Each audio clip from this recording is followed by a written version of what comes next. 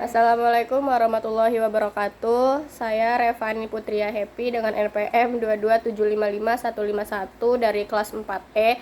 Di sini saya akan sedikit menjelaskan tentang akuntansi panen kelapa sawit.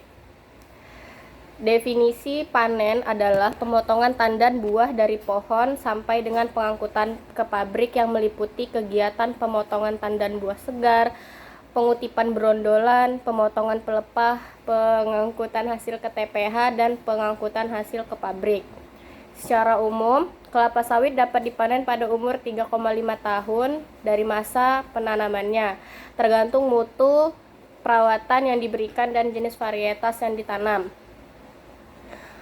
Pemanenan yang terlalu muda mengakibatkan sedikitnya kelapa sawit yang dihasilkan, dan pemanenan yang terlalu tua akan menyebabkan buah akan segera membusuk.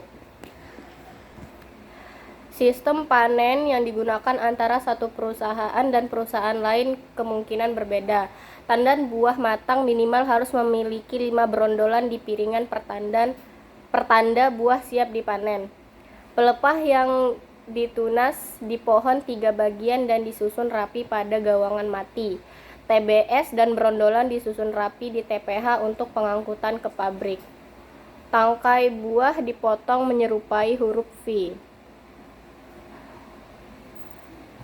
Selanjutnya, identifikasi biaya-biaya yang muncul pada proses pemanenan, yaitu biaya tenaga kerja, biaya transportasi, biaya perlengkapan panen, biaya peralatan panen, serta biaya perawatan TM. Kemudian sistem akuntansi pada proses panen adalah semua biaya terkait dengan proses panen dibebankan pada periode berjalan. Aset biologis yang dihasilkan dari proses panen diakui pada nilai wajarnya dikurangi dengan biaya pada penjualan pada tanggal panen. Kemudian pencatatan aset biologis adalah aset biologis TBS pada keuntungan penilaian nilai wajar TBS dan persediaan TBS pada aset biologis TBS. Akuntansi produksi kelapa sawit. Akuntansi produksi kelapa sawit bertujuan mengumpulkan seluruh biaya yang keluar selama proses produksi untuk memberikan informasi yang relevan dan andal terhadap harga pokok produksi di setiap tahap proses produksi. Akuntansi produksi kelapa sawit mengikuti alur akuntansi biaya proses.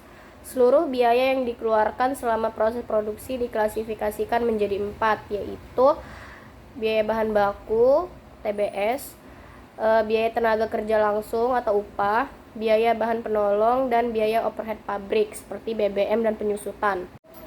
Di dalam lingkungan sistem informasi akuntansi yang serba terkomputerisasi, sistem akuntansi akan dapat secara tepat menangkap setiap biaya produksi yang keluar.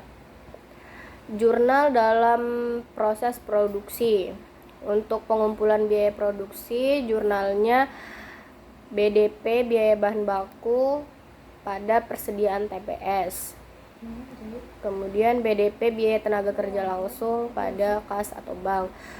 BDP biaya bahan penolong pada persediaan bahan penolong. BDP BOP pada persediaan OP. Kemudian jurnal proses produksi untuk pengakuan persediaan barang jadi. Persediaan barang jadi pada BDP biaya bahan baku, BDP biaya tenaga kerja langsung, BDP biaya bahan penolong, dan BDP BOP. Kemudian pengakuan persediaan dalam proses akhir tahun. Dicatat persediaan barang dalam proses pada BDP biaya bahan baku, BDP biaya tenaga kerja langsung, BDP biaya bahan penolong, dan BDP BOP. Kemudian untuk jurnal penjualan barang jadi dicatat bank atau piutang pada penjualan, kemudian beban pokok penjualan pada persediaan barang jadi. Saya akhiri, wassalamualaikum warahmatullahi wabarakatuh.